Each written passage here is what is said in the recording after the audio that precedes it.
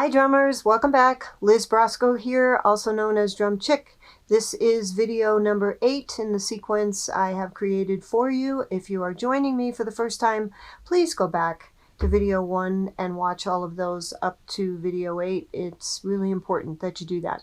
Okay, so continuing on, I forgot to put something in video 7 and explain that the rhythm cuckoo actually doesn't come in on beat 1. It comes in on the end of 4. It's one of those rhythms that has what I was calling a pickup. So off of the break, if we do the break, ya da da da da da da da slap, it comes in on the end of 4. Let me demonstrate that for you. Cuckoo's not on the board right now in terms of the first accompaniment part, so I'll just play it for you. Here's the break.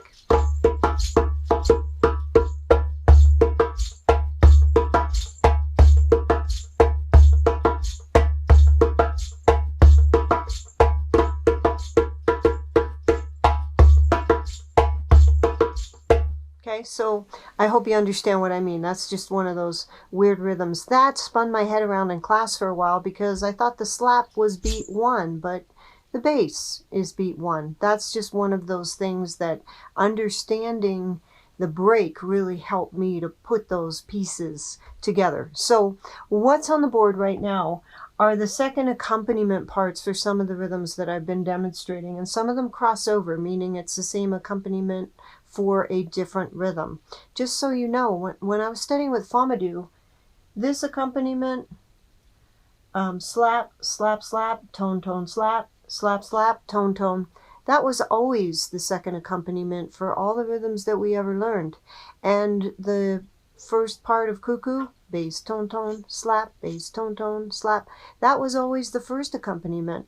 It was the Dununs that changed the most. So depending on which teacher you study with, it can be different information coming from them. And another example, in cuckoo, in Mohammedy's version, yes, in Mohammedy's version, it's tone, tone, slap, tone, tone, slap, tone, tone, slap, tone, tone, slap. That is the second accompaniment for cuckoo. It's also second accompaniment for the rhythm funga.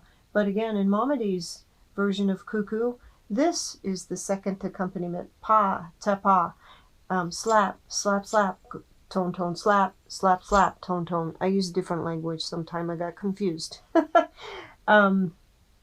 This is the second accompaniment for makru. This is the second accompaniment for shiko. All of these follow the drumming formula. Remember I said that is very, very typical that the second accompaniment parts stick to the formula, sometimes more than the actual rhythms do, the what I call the low parts. Anytime you call a djembe part a low part, it's because it's got a lot of bass tones in it. So it's usually the first accompaniment, at least from what I understand. So these are the second accompaniments. An awesome thing to do is to follow along the same lines as we did in video 7, which is to use the break. So now I use the break. I'll play 3 measures of the rhythm, do a break of rhythm djembe number 1, and then I'll do a break, and then I throw in the accompaniment for 3 measures, and I go back and forth and you loop it. So you're playing both accompaniment parts, 3 measures apiece with the break in between. That is when you really know these rhythms, is when you can do that. And we can use the accompaniment. We'll go to the overhead.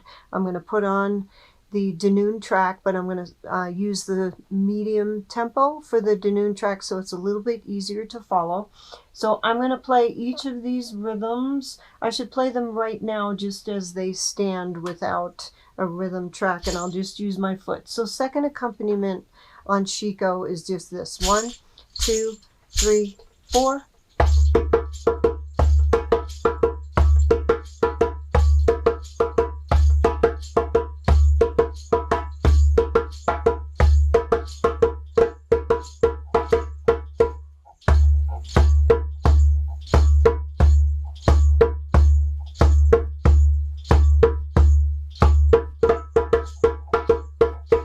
So that was demonstrating what I just said, doing both parts with the break in between.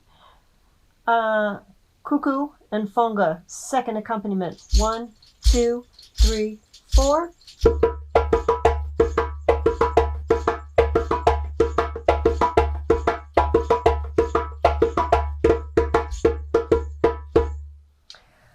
Other version of cuckoo accompaniment that is also the same as Morie Bassa. 1, 2, 3, 4.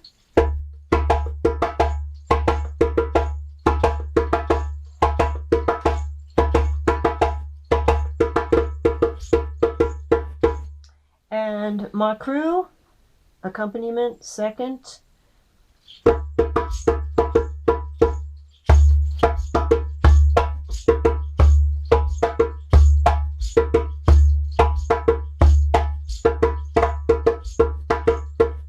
Okay, before we go to the overhead, I want to explain one more thing, and that are ghost notes.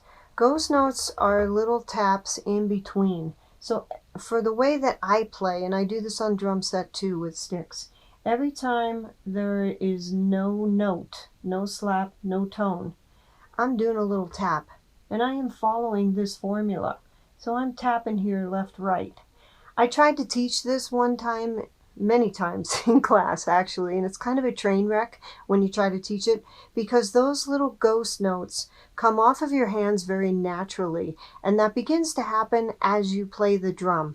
I tried to force that and actually teach it and have everybody place, but it doesn't work like that. So it's something that will develop in your playing that just kind of makes things roll along a little bit better. They're like little place keepers.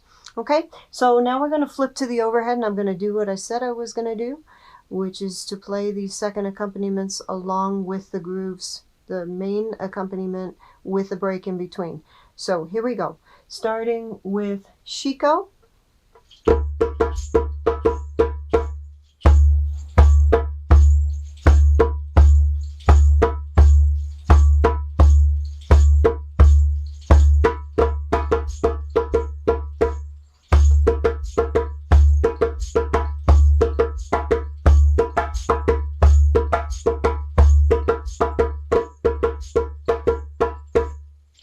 Here comes Cuckoo.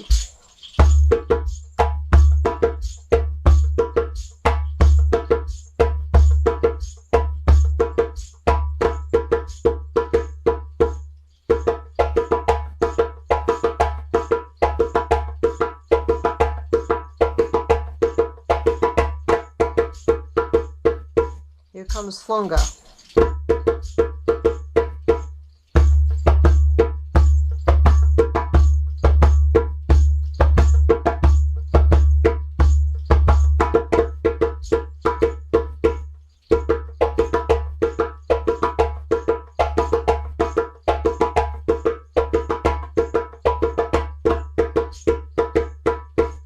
Let's do Morie Bassa this time.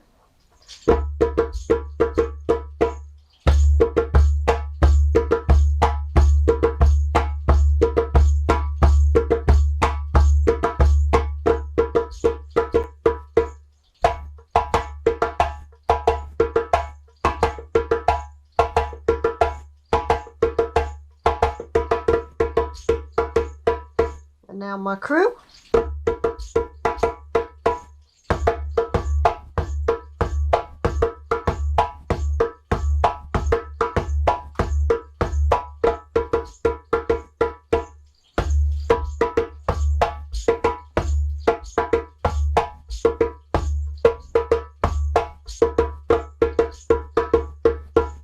Now I'm going to put on the play along track and just do a couple of them.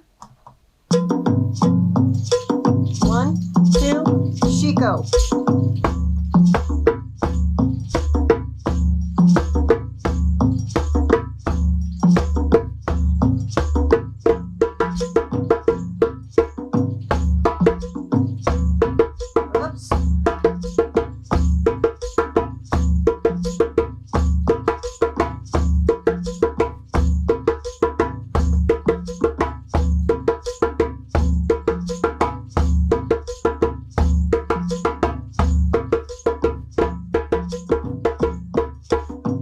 Played that one a little longer than I wanted to. Here comes Fonga.